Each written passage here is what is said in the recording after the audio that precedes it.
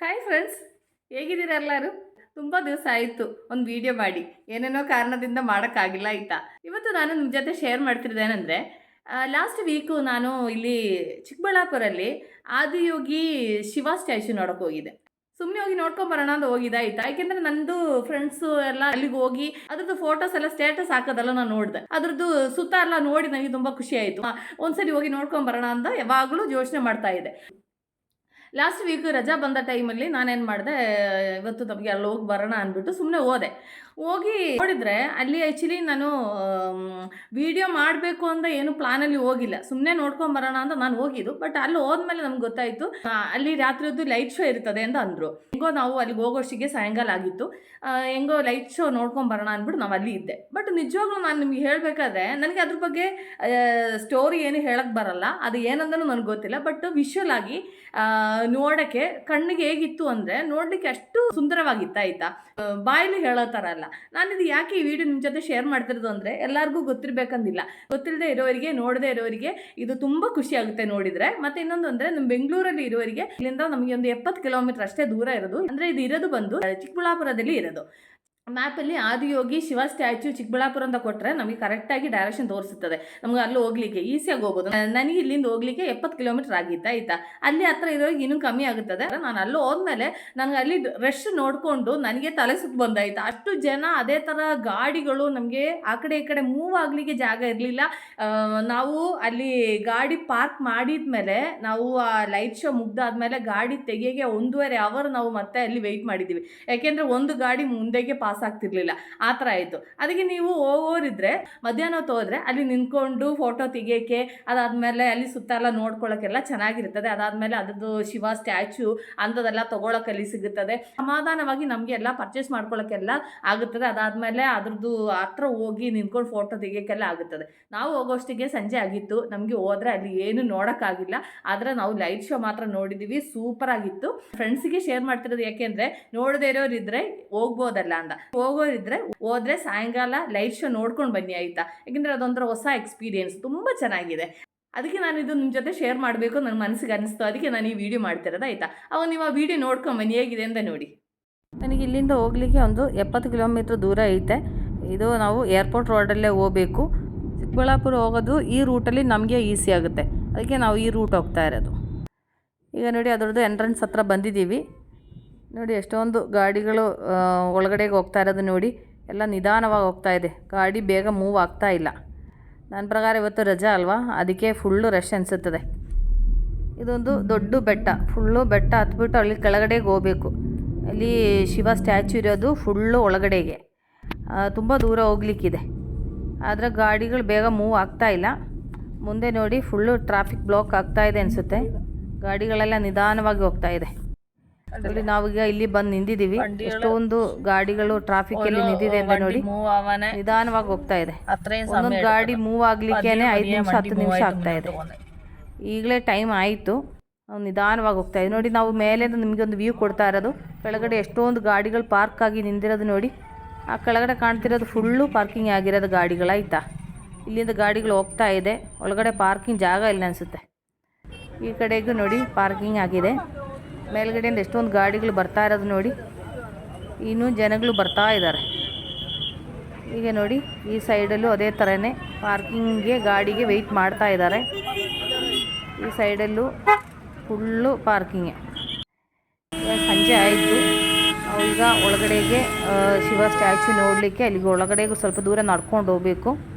ನೋಡಿ ನಾವು ಒಳಗಡೆಗೆ ಬಂದಿದ್ದೀವಿ. ಇಲ್ಲಿ ಕಾಣ್ತಾ ಇದೆಯಲ್ಲ ನಿಮಗೆ ಶಿವ ಸ್ಟ್ಯಾಚ್ಯೂ. ಎಷ್ಟು ಜನ ಅಂತ ನೋಡಿ, ಫುಲ್ಲು ಜನ, ರಶ್ ಅಂದರೆ ಹೇಳ್ಕೊಳಕ್ಕಾಗ್ತಾ ಇಲ್ಲ, ಆ ಥರ ರಶ್. ಎಲ್ಲರೂ ಕೆಳಗಡೆಗೆ ಕೂತ್ಕೊಂಡು ನೋಡಬೇಕು. ಇನ್ನೂ ಸ್ಟಾರ್ಟ್ ಆಗಿಲ್ಲ, ಲೈಟ್ ಶೋ ಸ್ಟಾರ್ಟ್ ಆಗಲಿಕ್ಕೆ ಇನ್ನೊಂದು 5-10 ನಿಮಿಷನೇ ಇದೆ. ಈಗ ನೋಡಿ ಟೈಮ್ ಆಯಿತು, ಈಗ ಸ್ಟಾರ್ಟ್ ಆಗುತ್ತದೆ.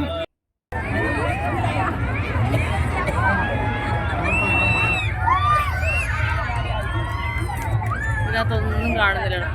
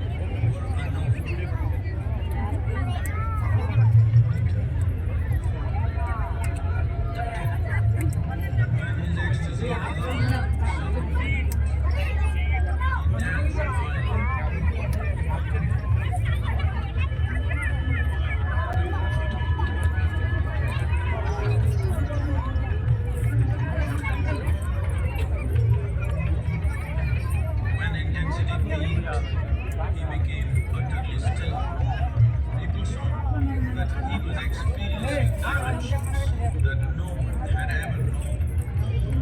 Even his ecstasy and intensity allowed him to transcend his physical form. Witnessing an individual human in union with the cosmos, they call him a yogi, as he was the first one, the Adi Yogi.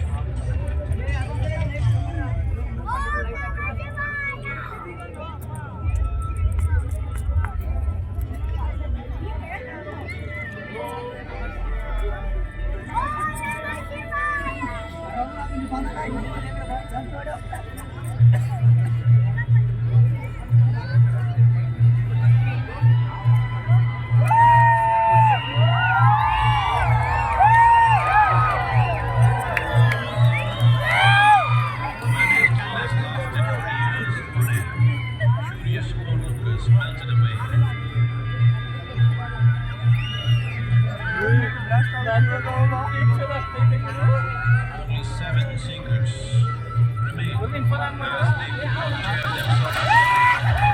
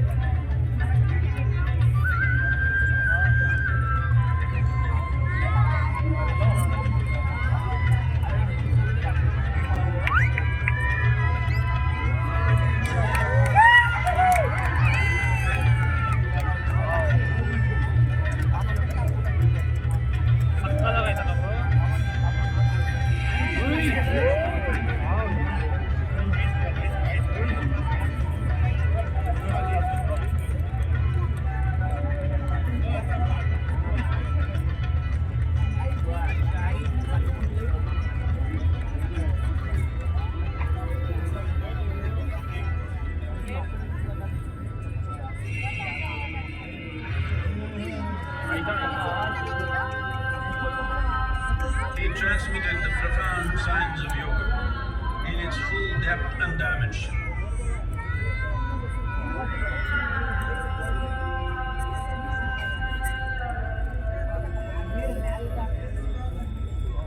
He expounded gimbal എടുത്തോണ്ട് വന്നിട്ട് the deepest. Okay highway ഞാൻ പിടിക്കണം കുറച്ചുകൂടെ കുഴപ്പമില്ല.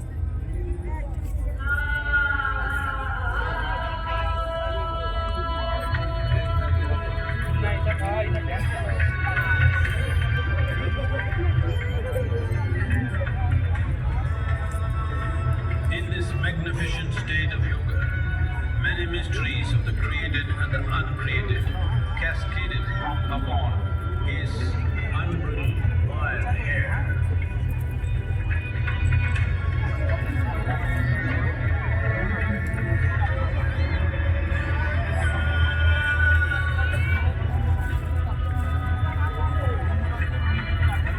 It was a vision of the very core of the cosmos in all its profundity and magnificence, a vision of the unfathomable mysteries of the universe, a most overwhelming vision the sages and Devi Parvati had ever witnessed.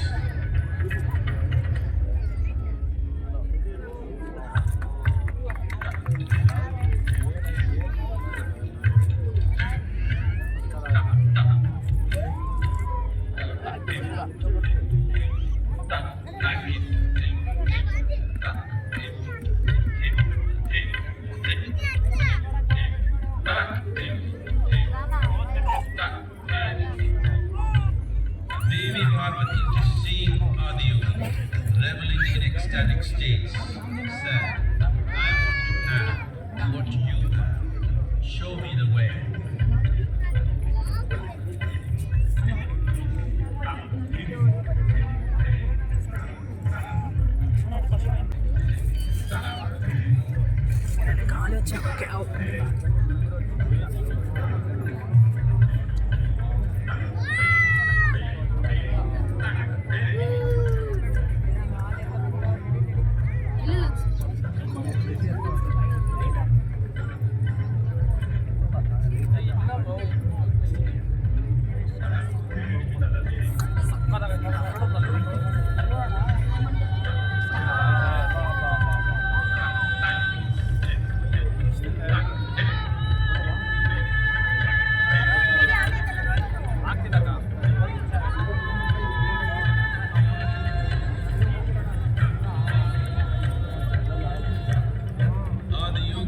Absorbed her and made her a part of himself.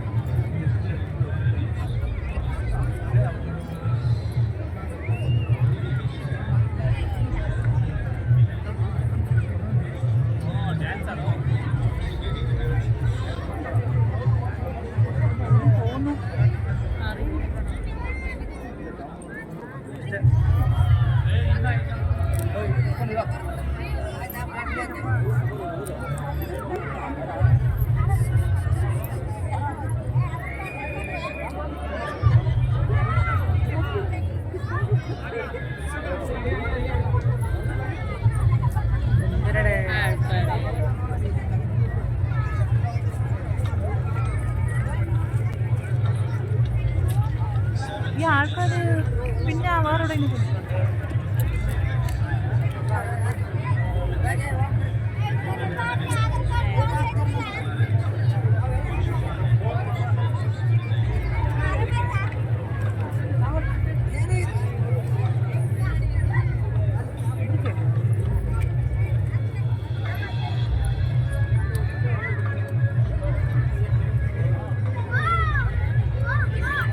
ഒരാൾ മാറുമ്പോൾ അടുത്താണ്.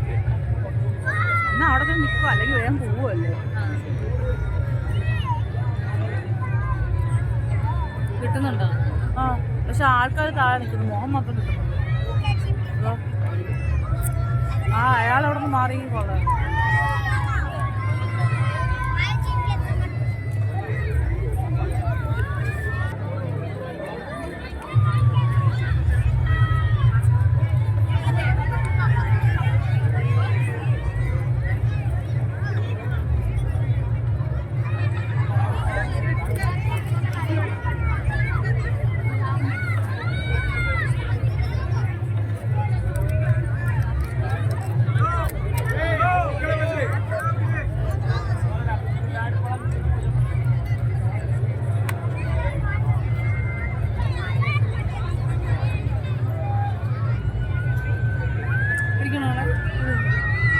ആൾക്കാർ ഇവിടെ ഒരാൾ ഇവിടെ ഒരാൾ.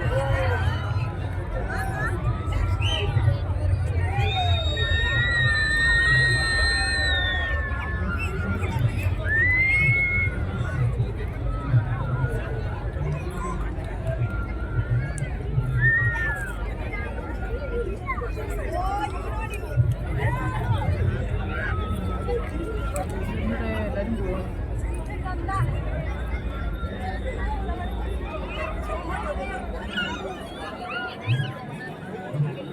Of ചെയ്തേ.